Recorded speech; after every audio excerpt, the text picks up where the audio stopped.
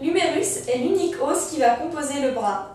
Il s'agit d'un os long formé de 3 faces, une face antérolatérale, une face antéromédiale et une face postérieure. On peut donc citer 3 bords, un bord antérieur, un bord latéral et un bord médial. Sur cette vue antérieure, nous pouvons placer tout d'abord les reliefs osseux. Il s'agit du tubercule majeur situé au niveau du bord latéral dans l'extrémité supérieure et du tubercule mineur qui se place un peu en dedans du tubercule majeur. Entre ces 2 tubercules, nous avons une gouttière creusée au niveau de la face antérieure de l'os. Il s'agit de la gouttière bicipitale. Cette gouttière va livrer le passage au tendon du muscle biceps brachial. Le long de la surface cartilagineuse formant la tête humérale s'insère la capsule. Cette capsule s'insère en fait sur le col anatomique qui est à différencier du col chirurgical situé à ce niveau. Le col chirurgical fait la jonction entre la diaphyse et l'extrémité supérieure de l'humérus. Au niveau de la portion inférieure, les épicondyles latérales et médiales forment des reliefs osseux palpables au niveau du coude. Au-dessus de la surface cartilagineuse s'articulant avec l'avant-bras, une fosse triangulaire creusée dans l'os, il s'agit de la fosse coronarienne.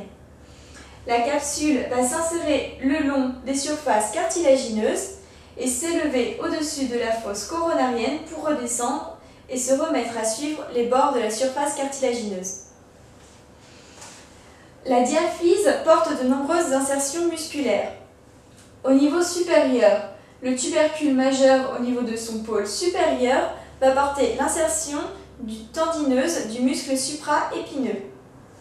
La gouttière porte 3 insertions différentes.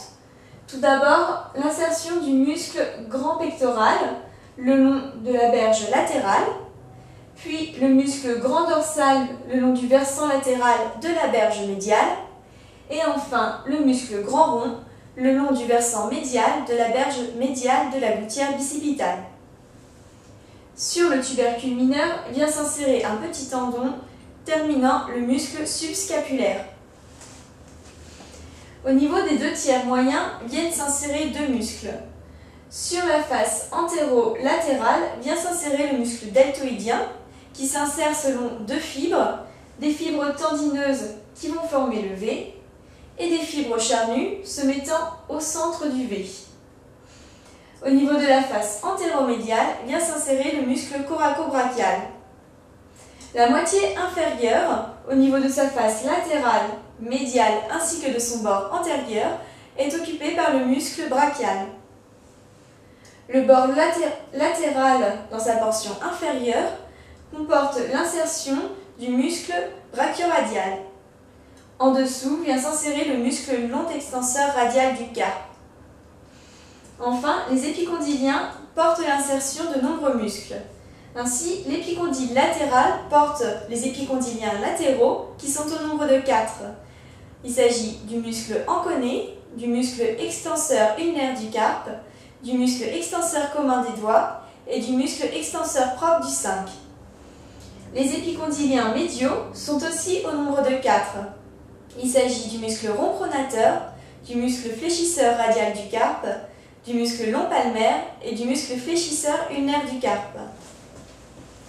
Sur une vue postérieure, on retrouve le col anatomique avec l'insertion de la capsule le long de la tête humérale. Le tubercule majeur se prolonge un peu en arrière. La portion moyenne de la diaphyse est barrée par la gouttière radiale. Cette gouttière se dirige en bas et en dehors. À l'intérieur vont cheminer artères et nerfs radiales. La portion inférieure comporte les épicondyles. En arrière de l'épicondyle médial va passer le nerf ulnaire. Au niveau des surfaces cartilagineuses, seule la trochlée est visible, le capitulum n'étant visible que sur une vue antérieure. Au-dessus de la trochlée, une petite fosse creusée au niveau de l'os, il s'agit de la fosse olécrânienne. De même qu'en avant, la capsule va s'insérer le long des surfaces cartilagineuses, s'élever au-dessus de la fosse pour revenir le long de la surface cartilagineuse. Les insertions musculaires sont moins nombreuses que sur une vue antérieure. En arrière du tubercule majeur, son pôle supérieur, vient se placer le muscle infraépineux.